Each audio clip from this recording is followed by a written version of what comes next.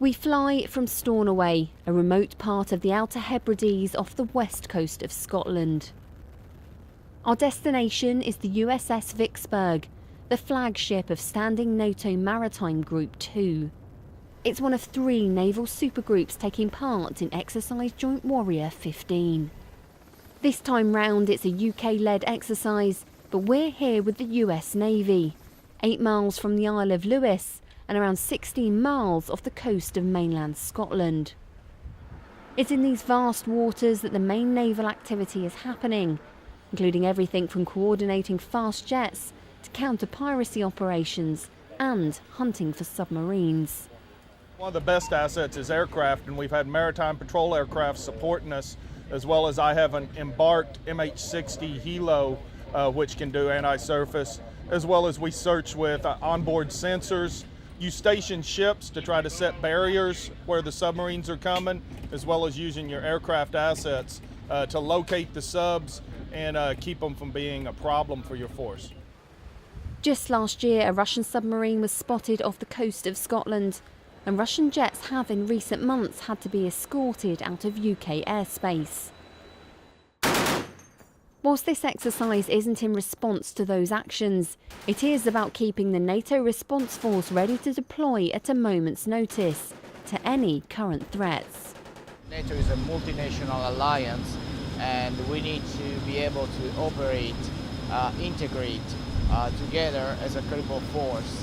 Exercise like this help us to build the necessary training that we need to have to operate as a single force if the NATO alliance requires us to do so.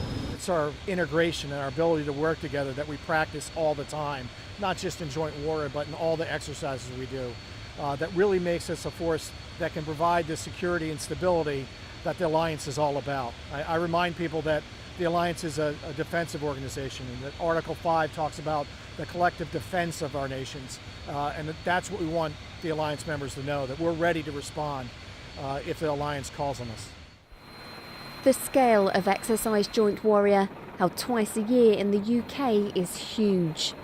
55 warships and submarines, 70 aircraft and 13,000 personnel across the participating nations. This is a fully multinational exercise with American ship USS Vicksburg now fully manoeuvring around Turkish ship TCG Gotsu. In total, 14 nations are taking part in Joint Warrior 15, designed to show the strength of the NATO alliance. The waters around Scotland provide a challenging environment to work in, particularly when you have to refuel the ship at sea. From the USNS Medgar Evers, a complex system of lines and pulleys keeps the Vicksburg fuelled and with supplies. For many of these sailors, it's been an eye-opening first deployment so far. Honestly, it's a bit of culture shock. This is my first time overseas. I came here when we were actually in Greece, and so that was the first time ever seeing a U.S. Navy ship up close, being on a U.S. Navy ship, being overseas. So the entire experience I've had so far has just been altogether something to get used to.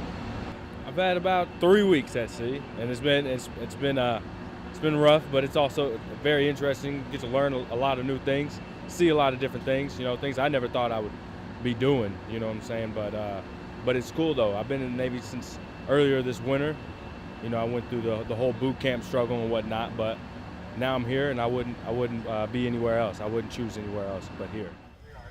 This is the first iteration of Joint Warrior to be officially a part of the NATO training programme, and it's their biggest exercise in Europe so far this year. But in the autumn they'll hold one even bigger than this, Exercise Trident Juncture, showing again the importance of NATO's role in the world. Ali Gibson, Forces News, off the Scottish coast.